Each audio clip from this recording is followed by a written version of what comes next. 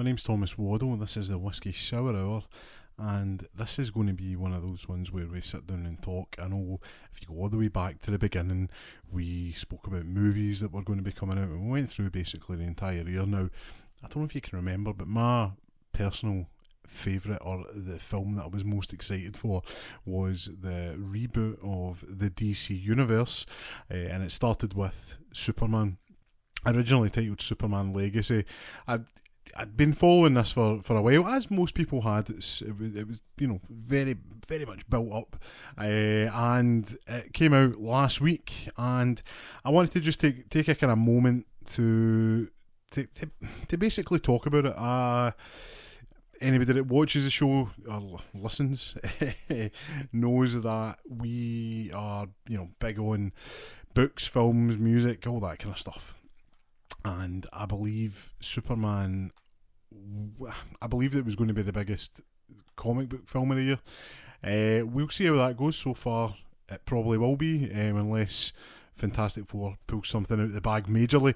But until we get to that point, I wanted to just kind of go over it. First, I thought I'll just go with full spoilers, and I thought if somebody's watching or again listening to this, that it may be better if we break into two halves. So similar to what we did with Mission Impossible a couple of months ago, which doesn't seem like that long ago. I can't believe we're halfway through July.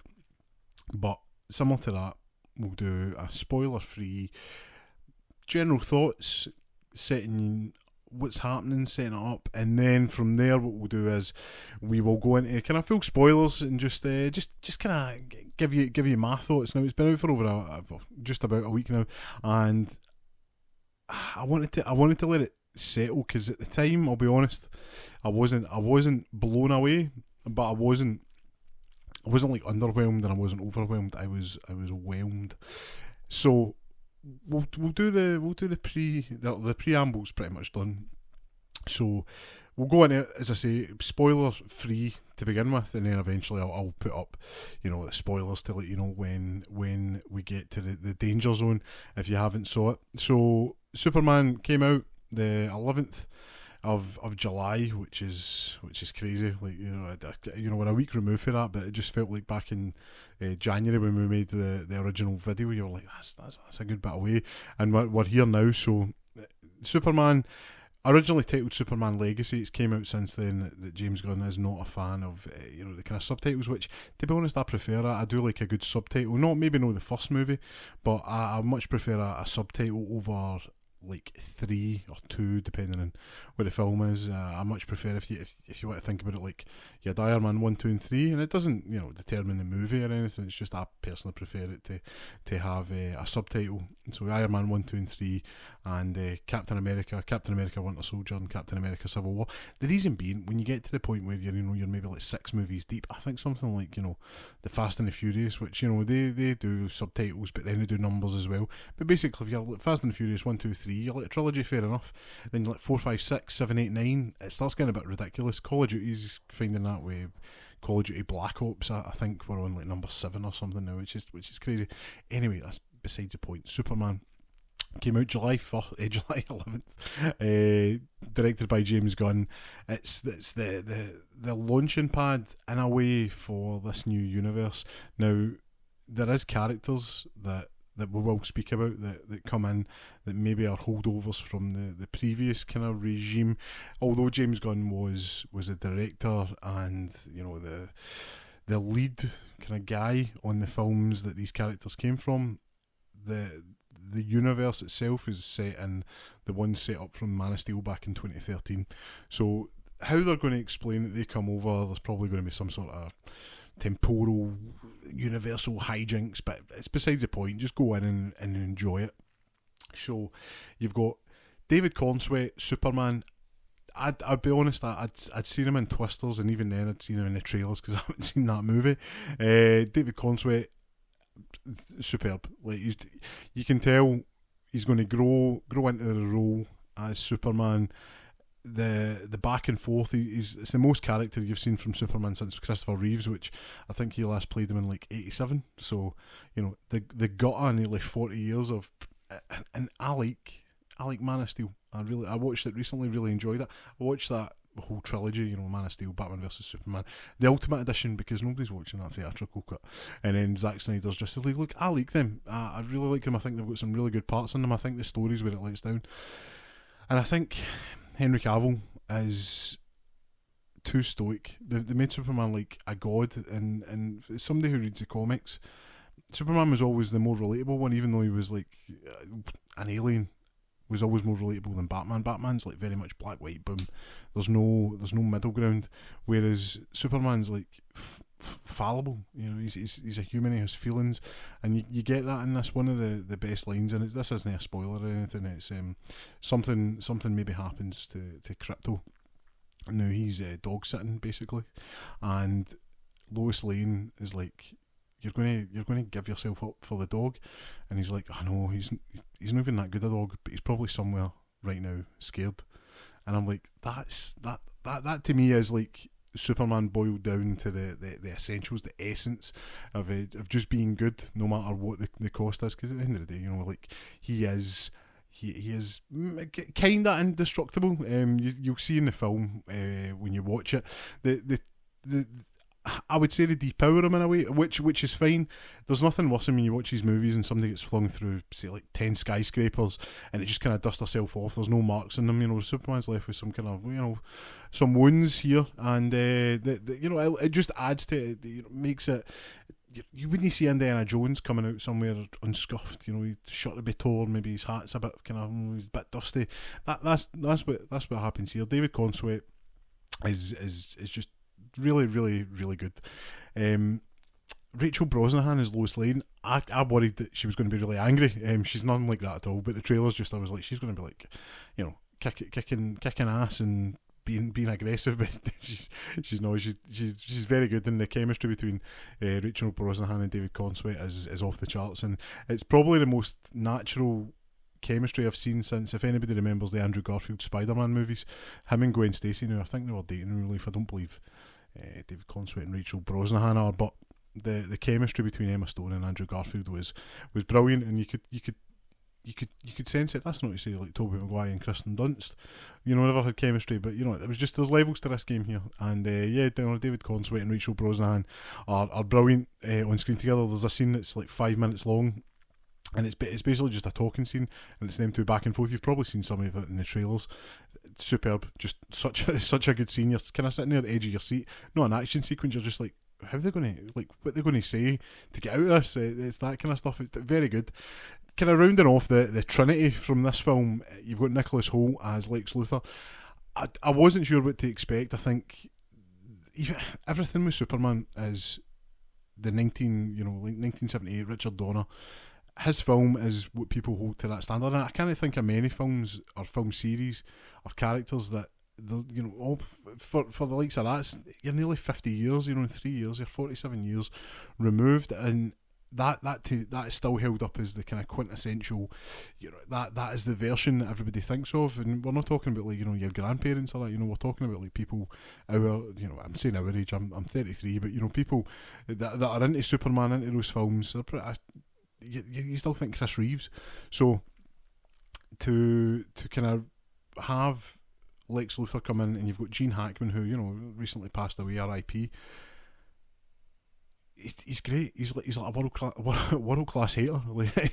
He's the kind of guy that follows you on Facebook but never shares any of your stuff, and you know who you are. I'm only joking, but he is that guy, and he's got like a really complicated plot, and at the same time it's dead easy to follow, if that makes sense. Like you're always guessing where it was going to go, and he's just there's one scene, and I've seen people talking about it, because even at the time I was like, oh, they're not going to go there, and they do something in this film, and after the scene you'll know what it is when you watch it. You're just like, DC when they do their villains, and I've noticed this recently. If anybody watched the Batman and then watched Penguin when it came out, DC seems to treat their villains like villains. We're not talking about your Lokis from Marvel, and there's other ones, you know, bad guys becoming good. Sometimes it's nice just to have somebody that's purely just bad, and whatever the reasons might be, at least you can understand it. Obviously, like the likes of Thanos, those those kind of level of characters, you're like, right, that's good. But DC seems to, even the most kind of menial of characters is very much they're evil, and Lex Luthor is just, he's just a bad guy in the best possible way. He choose the right amount of scenery, and I'm looking forward to seeing where they're going. I think that there's talk of cameos happening in some shows that are coming up that we'll speak out in spoilers. As I say, I don't want to ruin characters. If you know the shows that are coming up, you know who's going to be, but they're talking about characters popping up. I could absolutely see the likes of Clark Kent, no Superman, but Clark Kent or Lois Lane turning up. But I could certainly see Nicholas Hoult being maybe imprisoned somewhere and making an appearance. So I think it's set up really well.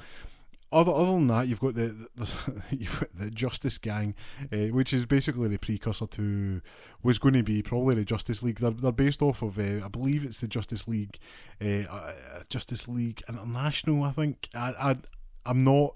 There's like so many books I read, and I'm not really one for the big team ups. Like I like, if Spider-Man, if Superman, Batman's Batman. I'm not really like into the massive team ups. I just want them themselves doing a thing, because if you think about it, it starts kind of breaking the kind of it's breaking the laws in that world, because obviously you've got Superman and Batman in the same universe, but if Batman's struggling to stop like I don't know, Killer Croc, who's a character for the comics. I think he turned up in the Suicide Squad back in 2016.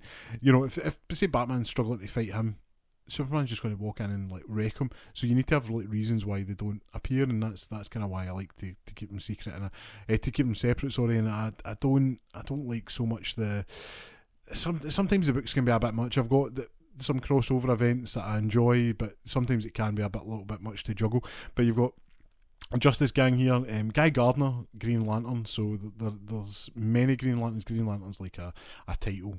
It's a role that you can play. It's not just like one person. So Guy Gardner's arguably the worst, and in the best way. Like he's in the say in this, he's an asshole. And Nathan Fillion, who is just. It's just the best. Like he was in Firefly back in the day, if you remember that. He's been in Slither with James Gunn, and most recently, like in the kind of Guardians movies. He kind of stole the kind of scenes, and I can't remember the name of it. I need to watch it again, but the kind of planet that's alive, basically it's very much like body kind of squishy kind of thing. You'll know the bits when I see, but Nathan Fillion, your mum and dad probably know him for The Rookie, I would imagine, that TV show it's on, but yeah, or Castle. So he just steals the show. Green Lantern's powers are basically he can make whatever he can think of, he can make. So Guy Gardner's very much like some of the things he makes is like baseball bats and like the grabbers that you get, the kind of fairground kind of toy grabs. I don't know, the claw, I suppose, stuff like that. Very funny. Steals a lot of the scenes that he's in, and I very much look forward to him turning up in some of the shows that are coming up as well. There is a Lantern show coming out that is Jon Stewart, Hal Jordan, and Guy Gardner's in there, and Nathan Fillion's came out and said that he says the most F-bombs that he's ever said in his career. So that'll be exciting to see. Right, I've listened to a couple of pronunciations and I totally don't want to get it wrong, but Eddie Gathegi is Mr. Terrific, who again steals a lot of the scenes and probably is, like, outside of Superman, one of the kind of main superhero characters in this. There's a really good fight scene that happens about halfway through the film, and it's very much like a James Gunn fight scene, so make of that what you will. But yeah, Eddie Gathegi, anybody that remembers watching the X-Men First Class, now he was in that as Darwin, the guy that can't die, who ends up dying. Never bothered me. I thought it was a really cool death, but yeah, I think he was supposed to turn back, come back in a later film, and he never did. But yeah, really steals the show here. Very much, I don't know much about Mr. Terrific. He's the character, with the T-shaped mask that he wears, and he has T-spheres, which are, these like floating orbs that can put out like force fields, and he's in this like kind of jetpack flying chair thing, and he has a spaceship. He's pretty cool, I'll be honest. He's very much like, he seems like Batman a little bit, but I mean, I'm probably a bit more colourful than that. But yeah, he's great. And Isabel Merced, who we spoke about recently in Last of Us Part 2, she's in this as Hot Girl. All very good. She's got a little bit of an edge there. There's a scene kind of later on where I felt like she was the kind of weakest one because she was kind of in the background and she wasn't doing much, but she was kind of just there. And then there's a scene later on where you're like, actually, no, you're just pretty cool. And again, she turns up in a TV show that'll be coming up later on. Kind of rounding out the cast is Anthony Carrigan. Now, if you've seen the trailers, there's a character you'll see in a cell. He plays Metamorpho, who's a man who can basically turn his body into any element. So I'll not go into too much detail on it because it's quite spoilery. But yeah, again, very very funny. Anybody that's watched Barry, he was in that. And I think he was Zaz. Do you remember the Gotham TV show that was out? I mean, it was cheesy camp, good fun. But he played Zaz, who was a serial killer who, whenever he killed somebody, he would etch a tally mark into his skin.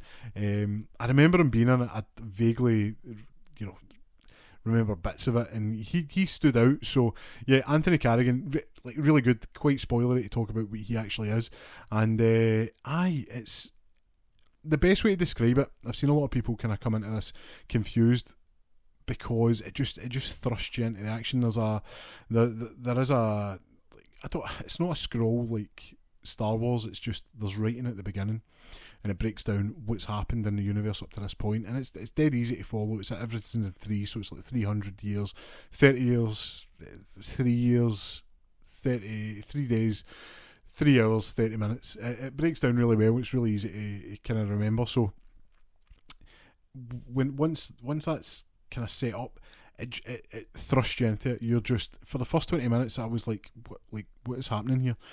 And the best way to describe it is, make of this what you will, I think the best way to describe this is there is a comic book that you've missed the first 3 chapters, and it's a 5-chapter story, and you've been given the last 2 chapters, and you're coming in, at near the end, you're getting yourself up to speed, and by the end of it, you're enjoying it and you're fine. But those first 20 minutes, and it's not that they're bad, and I think in reflection, when we're maybe like 5 years in, this will be a better movie to watch, because they put stuff in, and I'm like, that'll come back later on.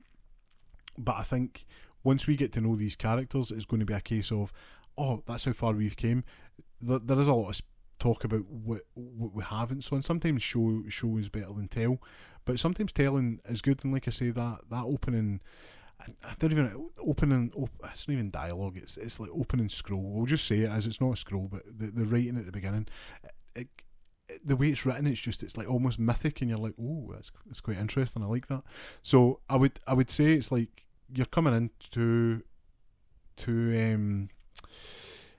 two chapters to the end, and you're 3 chapters behind. You really you're playing a bit of catch up, but it's absolutely like top notch. I would say there's the film. If I was going to rank it, I would give it an 8 out of 10.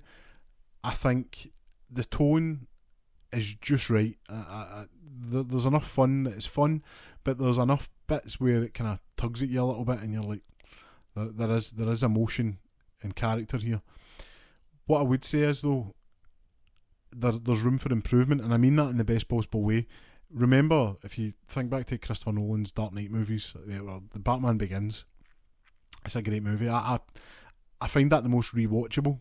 Although I've seen The Dark Knight the most, I could go back and watch Batman Begins more than The Dark Knight or The Dark Knight Rises. But the thing with Batman Begins is there was room for improvement, and I believe this is the same.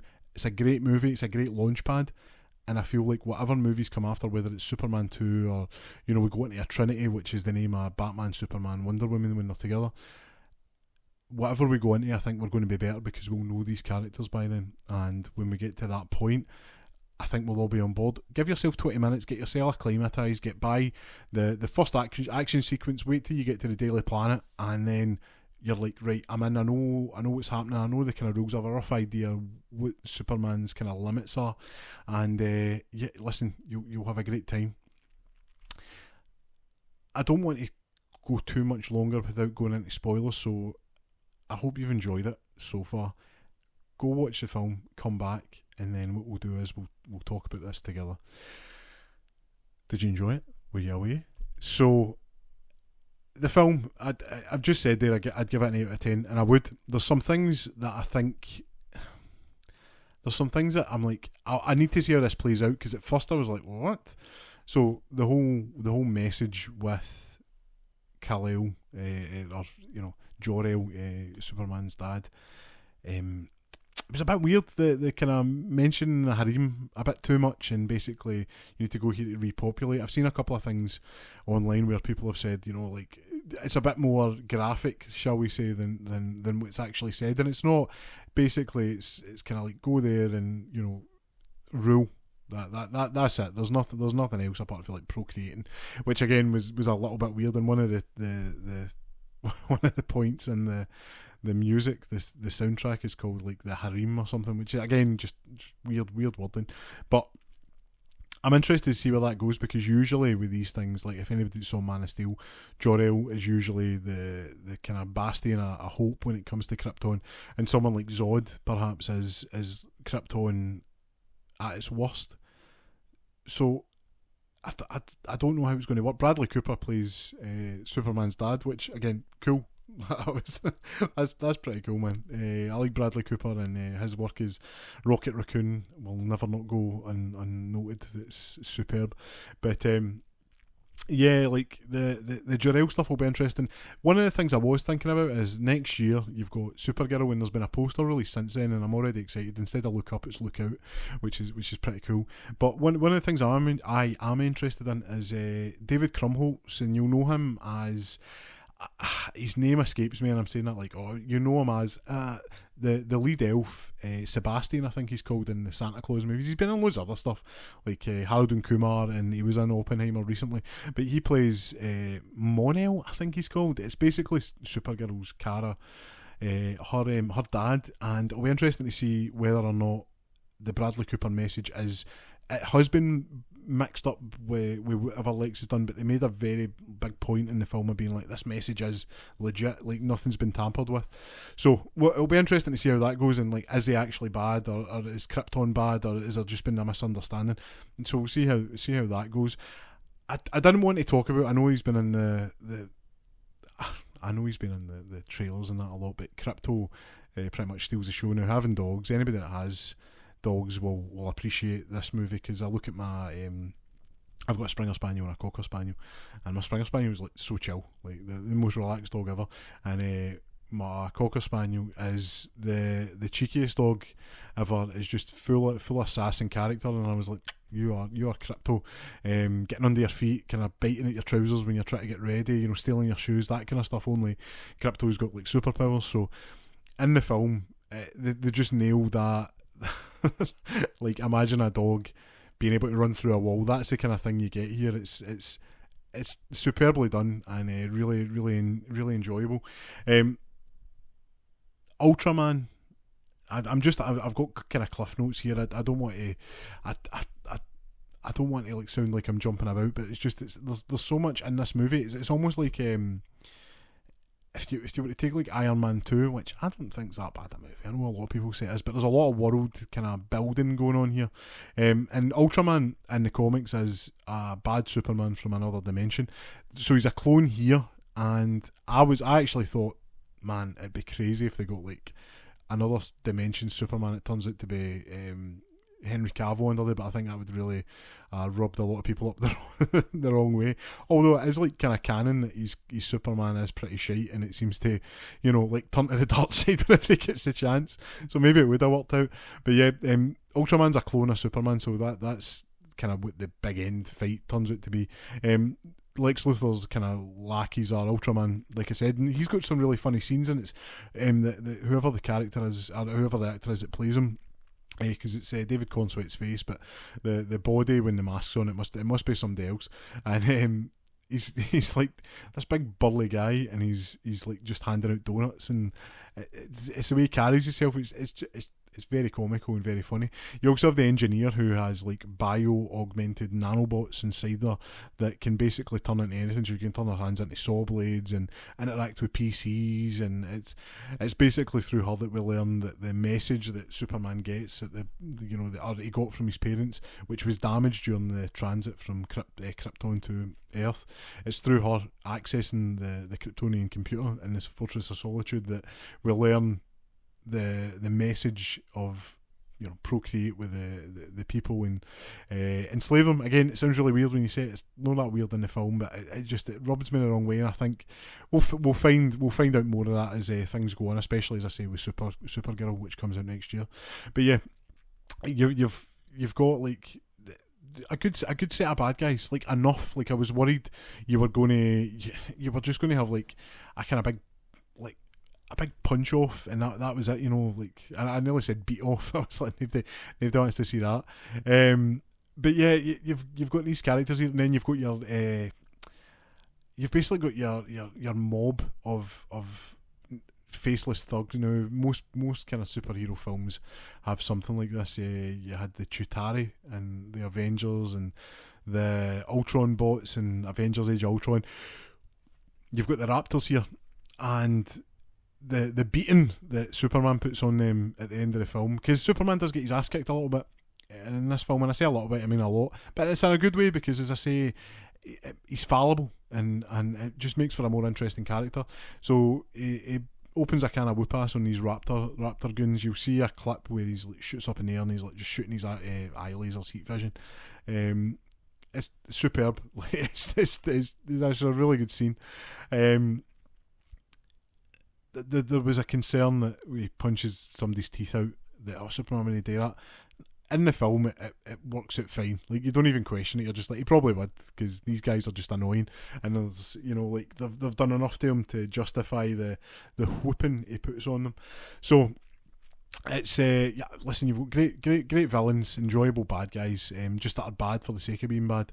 I question the engineer. I think maybe she'll kind of turn good, and it does say at the end, she's got a heartbeat still. So I imagine, because she's part of a team whose name escapes me, they're not like a DC original property. They were like bought in when DC's took over another comic books company. I think it's called The Authority. I have notes here, and it's like scattershot. I'm trying to see it. The Authority, I'm sure they're called. I don't know many of them. I think Midnighter might be in that, or I could be totally wrong. Who's like a kind of Batman with guns. I know it always seems to be like, it's Batman that can fly. It's Batman, but Batman with guns, Midnighter.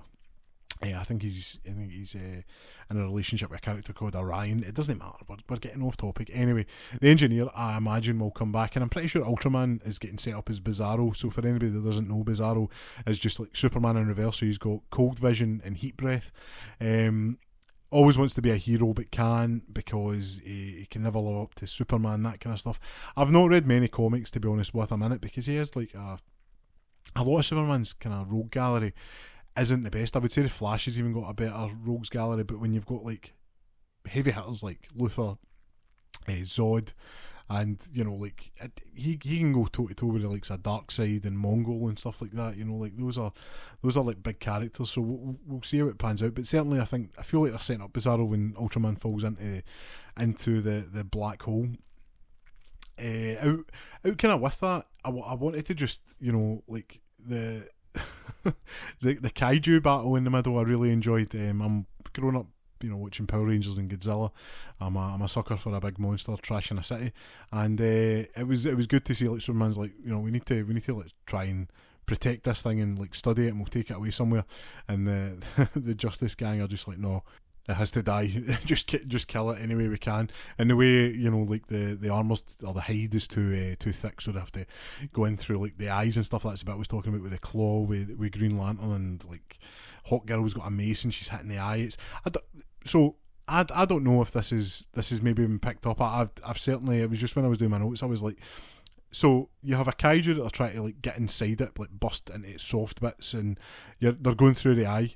Suicide Squad with James Gunn's Suicide Squad, they had a Starro the Destroyer, the big kaiju goldfish, starfish, and they had to use a javelin to get into its eye and get into its soft interior, and all the rats ate it. It was pretty grim, right? It was pretty cool, but it was pretty grim.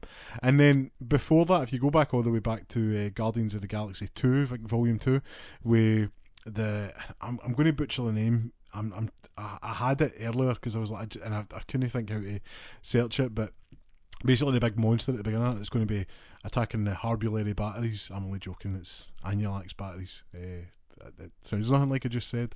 It's one of the best jokes in the film. But yeah, you've got the big monster and that can't get into it through the outside, so you need, Drax gets eaten, and there's that kind of clip of him just like stabbing the inside, like what is it with James Gunn and wanting like big monsters that can't be hurt and you have to hurt them for the inside? Just an observation. I love it.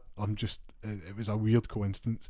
But yeah, that whole battle is good. You're seeing Superman rescue a dog, rescuing squirrels later on in the film. He's just a good guy, and it's nice to see that people actually getting saved as well. Obviously, animals getting saved is a good thing, but people getting saved as well. It's just good and good seeing like the kind of characters working together and stuff. As I say, Green Lantern's one of my favourites. Hal Jordan more so than Guy Gardner, as I say, he's a bit of an asshole. And yeah, it was good seeing it work. It's different powers. Powers are different and than the norm. I mean, you've all seen like the kind of it's like the kind of Marvel movies, like even somebody like Scarlet Witch. It's just like she kind of floats and shoots like red things out of her hands. At least with Green Lantern, now he can shoot like green willpower energy, but when he makes his constructs, they're pretty good, and it'll be interesting to see Hal Jordan, who is like the greatest Green Lantern from Earth anyway. But then you've got John Stewart, who's I believe he works in construction, so his constructs are really detailed. It'll be interesting to see how that works for there. We mentioned earlier Anthony Carrigan playing Metamorpho. He is how they create kryptonite, because they mention obviously that there's no kryptonite left in Earth. Well, he can make that, and that's how they hold Superman kind of for the middle part of the movie, when the likes of the Daily Planet kind of crew are trying to crack the case wide open. It's a really cool scene when it basically understands that Superman's actually here to help, and I can't create a sun, but you can make all the elements that go into a sun, and it causes like almost like a mini Big Bang. I thought that was very cool. One of the things I thought was a bit weird, right? Metamorpho's kid, I think he was called Jimmy, or I can't remember his name. It escapes me. But it was just a bit weird. The fight in the kind of river, I'd say it's probably the weakest action sequence. There's like a proton river in the kind of pocket dimension where Superman and Lex Luthor keeps his thugs. And these are just scattershot notes, just because it's a kind of it's a scattershot movie, and I'm not trying to undersell it. I really enjoy it, but there's room for improvement, and I think it'll be good coming into this when we know the characters already the way we do now, how it will be kind of going forward. The character I was talking about that I didn't want to spoil because he's in it. It's just a short cameo, but Peacemaker was in there. John Cena turns up, and with him being in Peacemaker next month, and I'm told from a couple of people that I've been yapping to about this that is like going to be like pretty big on the continuation of this story. As I say, how did he come across to this world? Is there reasons why he's here and nobody else is from the 11th Street Gang is the name of the characters from Peacemaker? Is there reasons why they're here and nobody else is from the DCEU? So we'll see how that goes. I'm really looking forward to that. Just good to see John Cena. He's just a good guy. We always enjoy it. One of the things I did like is one of the things I thought was a bit weird was the Jimmy Olsen, Superman's best friend. His just like mad, like he had the Riz, or whatever you might call it. He had the mojo, as Austin Powers would say. Like the ladies loved him. And you had Eve Tessmacher, who's a character from the Superman movies back in the day. Like, their relationship just seemed pretty weird, like how he hadn't wanted not to do well, but he was using it to get like information and that, which I get, but it seemed a bit seedy. I did like the fact that you see her taking selfies throughout the film, and it turns out she's actually taking really important pictures, but nobody thinks she's worth anything, so she can take selfies, but the reality is she's like giving away the plans to the good guys. I thought that was pretty cool. We'd mentioned Supergirl earlier, so she turns up at the end, and one thing I did appreciate, and I wish I'd known this going in, there isn't like after credit scene that sets up the next movie. They do all of that in the film. So Supergirl turns up and she's drunk. She goes to red planets, red suns. Sorry, so solar power. Yellow suns is what gives Kryptonians their abilities. Basically, red suns, I think, basically make them more normal, like more human-like, and allows them to get drunk. So Supergirl goes to like planets to get drunk because she's suffering from, and if it's anything like the book, I don't know how dark they're going to go, she's suffering from PTSD from losing Krypton, because basically she was sent ahead of Clark, but her ship was like held in like a time vortex or something. So Superman Clark landed on Earth and then grew up and had a life, and she turns up in her kind of teens, and she's, you know, as if Krypton's just away, so she's still suffering from the effects of PTSD, and she goes on a pretty crazy adventure, kind of coming to terms with that, and it's pretty dark, and I don't know how they're going to handle that.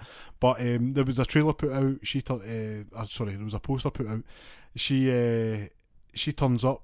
She's Krypto's owner, so she takes him back, and she goes Superman a bitch. Which at first I was like, that's a bit weird, but listen, as I say, we're only going to get to know these characters more, so there might be 3 movies down the line where you're like, oh, that makes sense, I'd get that, or 2 movies down the line, or it could just be like, that was really out of character, like, why did you write it like that? So we'll see how it goes. All in all, I would say it's a great launching point for a universe. I'm really looking forward to it. Looking forward to Peacemaker season 2, which comes out in less than a month, which is wild. The box office wise, it's doing pretty well. It's probably going to cross 350, 400 this second weekend, which is good. They're saying that there's no real like amount that they're looking for, but the reality is you want it to be about 700 million. So there's a ways off of that. It really comes down to, is Fantastic Four going to be good, and if it does, will the legs affect that? So legs just means how long it stays in the cinema for. You know, like Top Gun Maverick when it came out 2 years ago, had mad legs. It was like 13-14 weeks in the top 10. Same with like Sinners earlier in the year. Those kind of movies that really do the hanging about. I feel like Superman will. I feel like it's going to be the best out of the movies. It's very confident and knows what it's doing. Fantastic Four, I'm not sure about. Like, I'll be honest, like, I don't even know if I'm going to go and see it, and if I do, I'll wait and see what the kind of word of mouth is. No, that it stops me from going, but I just want to make sure I'm not wasting my time going and seeing it. But yeah, no, it's well worth seeing in the cinema. Maybe I saw F1 in 4DX. I think that's the perfect movie for 4DX. I don't know if Superman would be. It would be a laugh anyway. But see it in the biggest screen you can, best sound, preferably with a recliner. It always makes things a lot more enjoyable. But yeah, it's a solid 8. Room for improvement, but you'll not come out feeling sad. It is a very uplifting, very hopeful movie, and the fact that it ends with Superman smiling and watching his TV. Of originally when the film first starts, it's his Kryptonian parents, but then he's watching clips of him growing up with his Kansas parents, Man, Pa, Kent, who are in the film, but it's very small. It's different how they're done. They're very much like a realistic interpretation of what somebody for Kansas would be like, like don't know how to like turn on their TV, that kind of thing, change the HDMI cable, but still really enjoyed them. It'll be interesting to see what happens there, because they're both there. As Superman's whole thing is, if his dad dies and he can't do anything about it because it's like a heart attack, an aneurysm, not a tornado, whatever that is, not a tornado. I would go and see it. You'll have a great time. Maybe get a wee Italian after it. It's always worth it. But it's just a check-in, a wee 40-minute episode this week. It's going to be really good to just get some feedback, see what you think of Superman. Have you enjoyed it? Did you not like it? What you didn't like, or what did you really enjoy? It'll be good to hear. If you want to get in contact, as always, leave a comment. Or you can follow us on Instagram, on Facebook, give us a follow on Spotify, just hit that follow button, it always helps, and hit a like on YouTube, which is again huge. Everyone's counted and we read all the comments, which is just great when they're there. Love it. If you want to get in touch, contact at thewhiskeysourhour.com. It's the easiest way. Emails, boom, straight in. And it's been fun. Supposedly it's supposed to be raining this weekend, so we'll see what happens, but I've got to have a barbecue to take care of, so I hope it stays clear. Whatever you're doing, just have a super weekend, and big things are coming. I look forward to sharing the news with you in due course. That's my little teaser for the coming weeks. I've been Thomas Waddle. This has been the Whisky Sour Hour. Cheers.